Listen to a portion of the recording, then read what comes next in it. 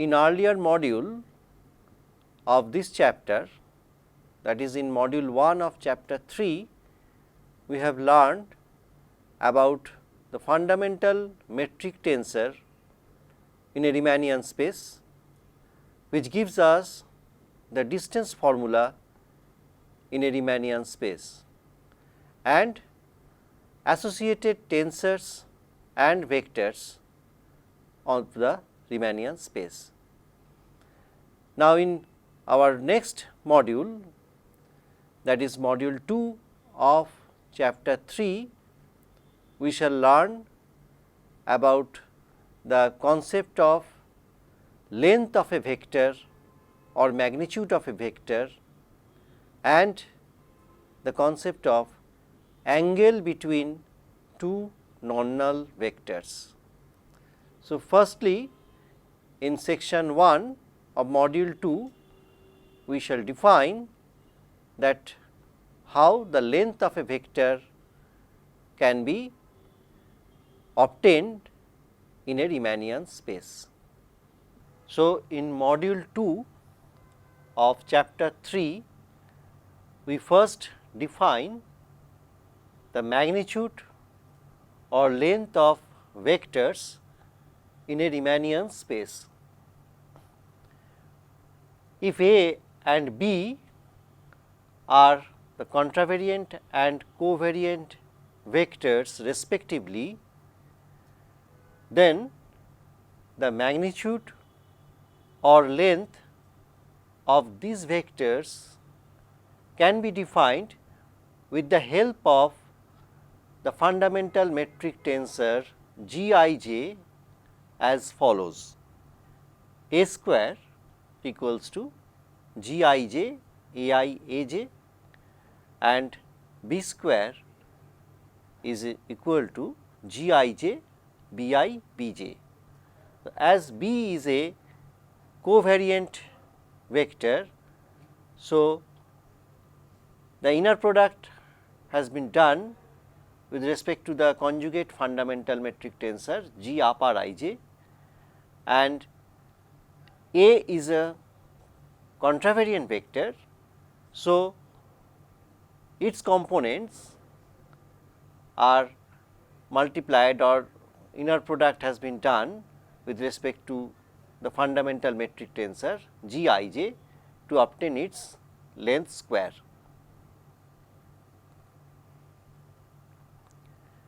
Now, if this Gij Ai Aj is equal to 1 or that is Gik Bi Bk is also equal to 1, then the vectors A and B are called unit vector.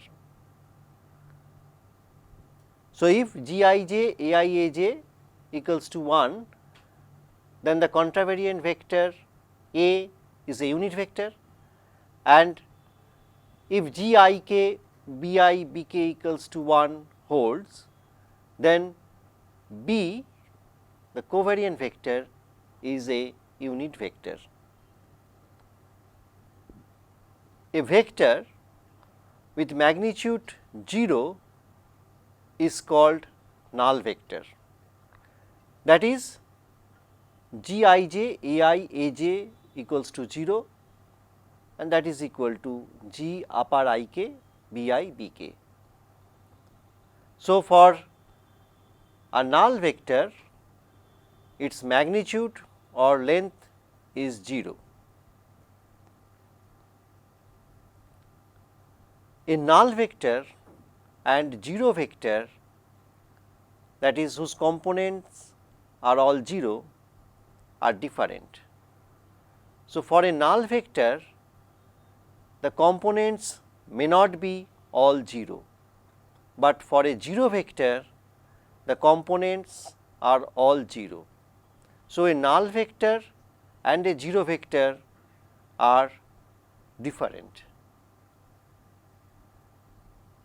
Let us see for this example, where we can see that the null vector and 0 vector are completely different. So, if V4 is a 4-dimensional space,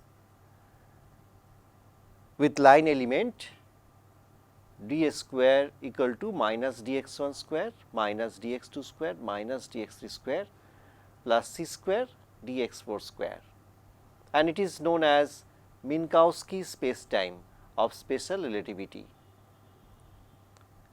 So, the line element is expressed in this way for a Minkowski space-time. If minus 1, 0, 0, 1 by c are the components of a contravariant vector A I in this Minkowski space, and G11 equal to minus 1, G22 equals to minus 1, G33 equal to minus 1, G44 equal to c square, and other Gij's are 0 from the expression of line element, we can write the components of the contravariant vector as follows, that A1 equal to minus 1, A2 equal to 0, A3 equal to 0 and A4 equal to 1 by c. This c can be considered as the velocity of light in Minkowski space-time.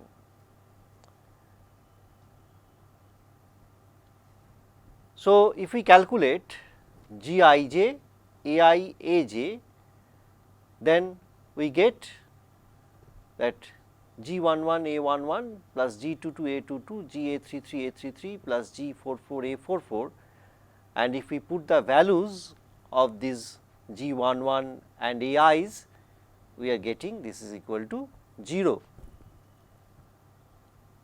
Therefore, Ai are the components of a null vector in V4, but it is not a 0 vector, as all the components of this vector is not 0. They are minus 1, 0, 0 and 1 by c.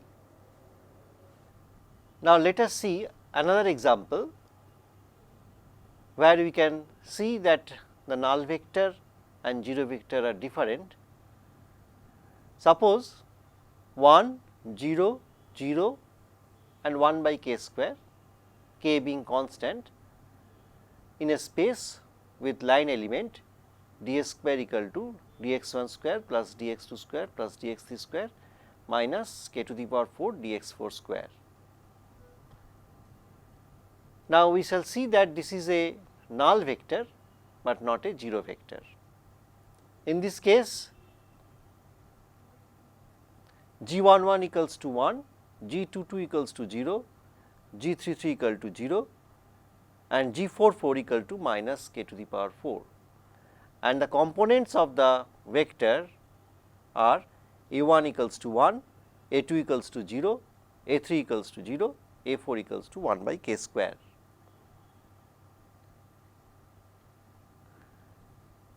Hence, if we calculate Gij, Ai, Aj, we are getting the value 0. So, Ai are the components of a null vector in V4.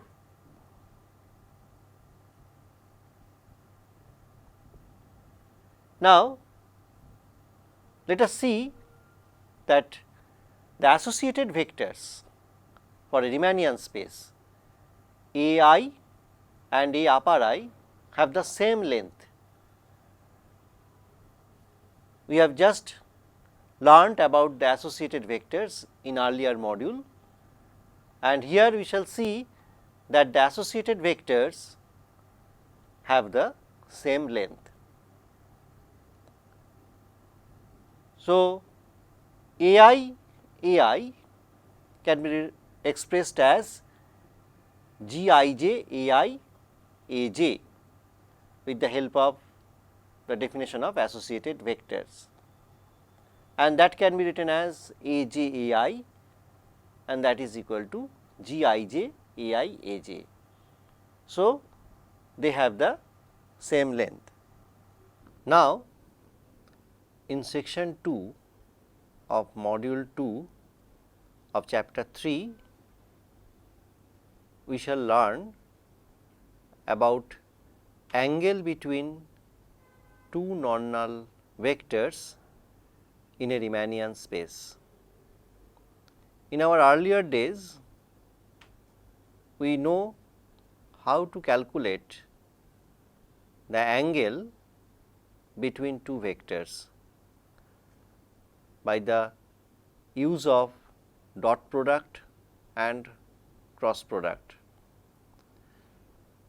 Analogously, here we shall find the angle between two non-null vectors in a Riemannian space in this section.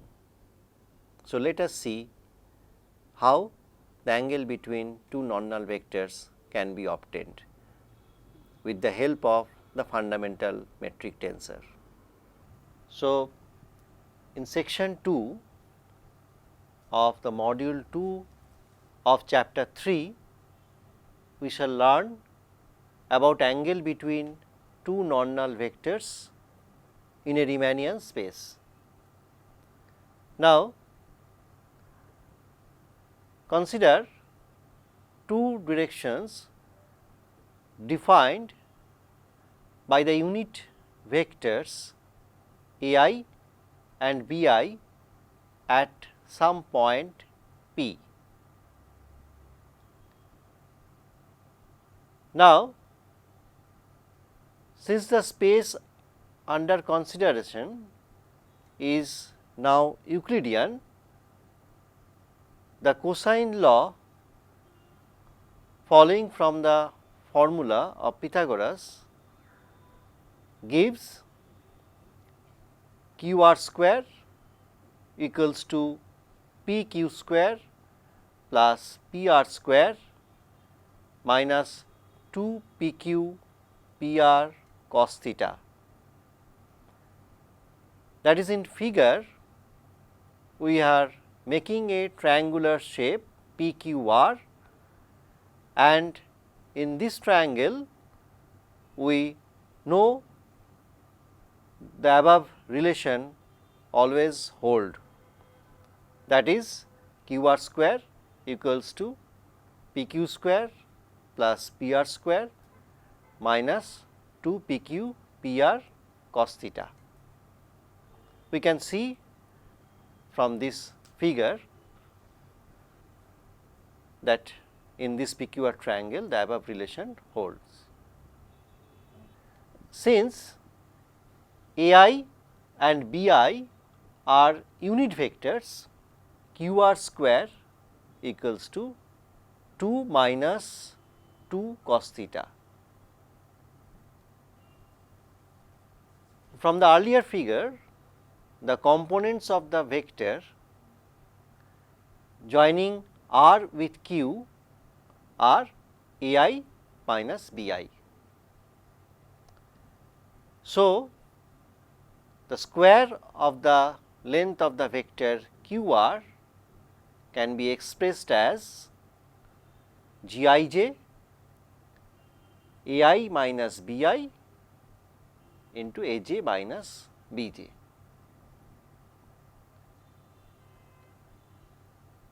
And if we just break this expression, we are getting Gij Aij plus Gij Bij minus 2 Gij Ai Bj.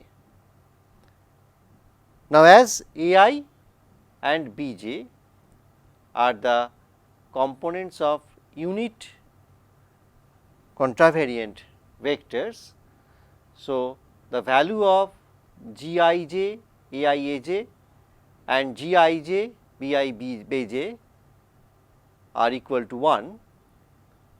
So, this gives 1 plus 1 minus 2 Gij Ai Bj, that is equal to 2 minus 2 Gij Ai Bj. So, from the expression of 2 and 3, we get that the value of cos theta is coming to Gij Ai Bj.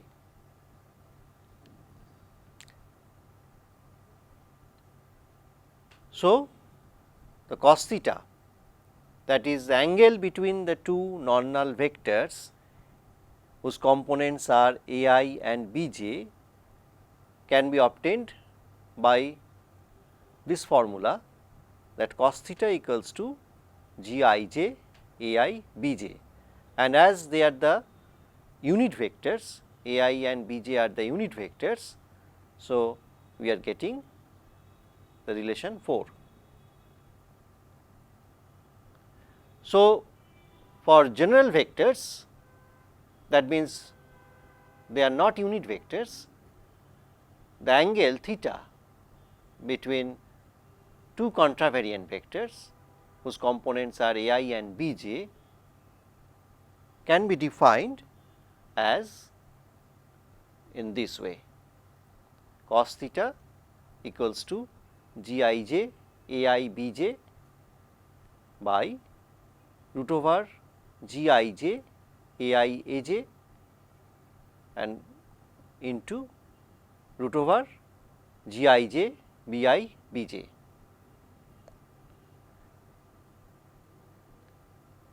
Since g I j a I b j, g I j a I a j and g I j b I b j all are invariant, so the angle between two contravariant vectors is also invariant.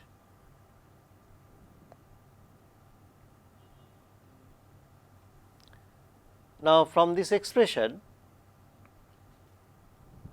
d square equal to g I j dxi dxj, that is the distance formula for Riemannian space. We get that the length of the displacement vector dxi 0 0 is given by root over g11 dx1, as the other components are 0. So, for the vector dxi comma 0 is given by root over g11 dx1, and similarly for 0 dxi 0, the value of the length of the vector is root over g22 dx2, and for the vector 0 0 dxi, the length is root over g33 dx3.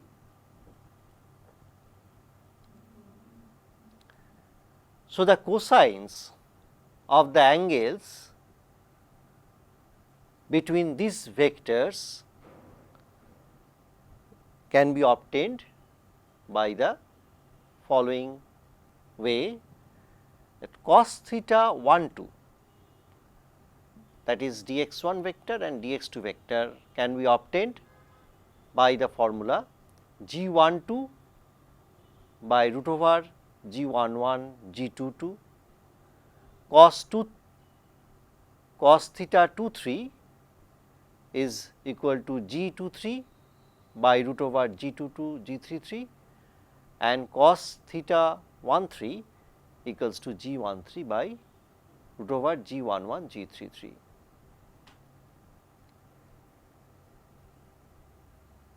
Now, for the covariant vectors with components a I and b I, it is defined as cos theta equals to g I j, that is g upper I j here, a I b j by root over g upper I j a I a j into root over g upper I j b I b j. And if a I are the components of contravariant vector and b j are contravariant vectors and covariant vectors, then cos theta can be defined in the following way, that a I b j root over G I j A I A j into root over G upper I j B I B j. So, in the above expression, in the numerator G I j's are not coming, as A I and B j, one is contravariant vector and other is covariant vector. So, if we use the rule of associated vectors, then automatically G I j will come to the numerator.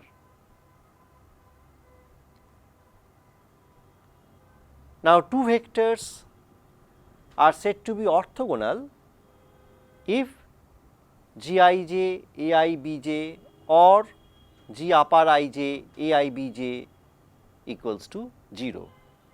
That means, theta will be the pi by 2. So, this is the condition for orthogonality of two vectors in a Riemannian space, that G I j A I B j equals to 0. Now, let us see with an example that how the angle between two non-null vectors can be calculated. Now, suppose we have the Minkowski space time with the line element given by dx square equal to minus dx1 square minus dx2 square minus dx3 square plus c square dx4 square, and the vectors have component 1 0 0 0 and root 2 0 0 root 3 by c, and they are the unit vectors, and we can find the angle between them, and we can also see that the angle between them is not real. So, let us see how we can find the angle.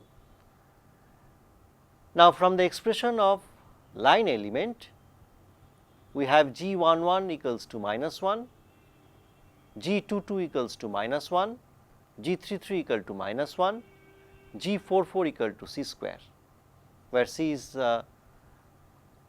velocity of light in the Minkowski space time, and the components of vector A I is 1 0 0 0 and B I is root 2 0 0 root 3 by c. Then from the definition, as A I and B I are the unit vectors, so A square equals to 1, and the value of cos theta, if we calculate the G I j A I B j, and as the denominator the expression is 1, we can find the value of G I j A I B j, and it is coming to minus root 2. So, the angle between these two non-null vectors are not real. So, from this expression we can see that the angle between them is not real. Now, let us see another example when the components of two contravariant vectors are orthogonal unit vectors. So, if P I and Q j are orthogonal unit vectors, then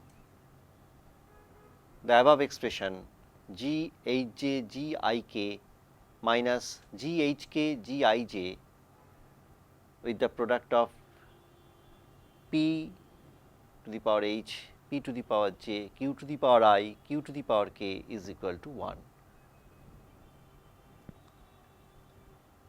Now, as P I and Q j are orthogonal unit vectors, so we have the relation this G I j P I P j equals to 1, G I j Q I Q j equals to 1, and G I j P I Q j equals to 0. Now, if we break the brackets, we are getting the above expression in the following way, and if we use the relations obtained in the earlier slide, we get the value is 1. So, this is the an example where the components P I and Q j are unit orthogonal vectors. So, in module 2 of chapter 3, we have learned two things. One is the magnitude or length of vectors in a Riemannian space, and we have seen the use of the fundamental metric tensor to obtain the length of vectors. And in next section, we have obtained the angle between two non-null vectors in a Riemannian space, again with the help of the fundamental metric tensor, and seen the orthogonality condition of two non-null vectors. So, with this second module, we end this chapter.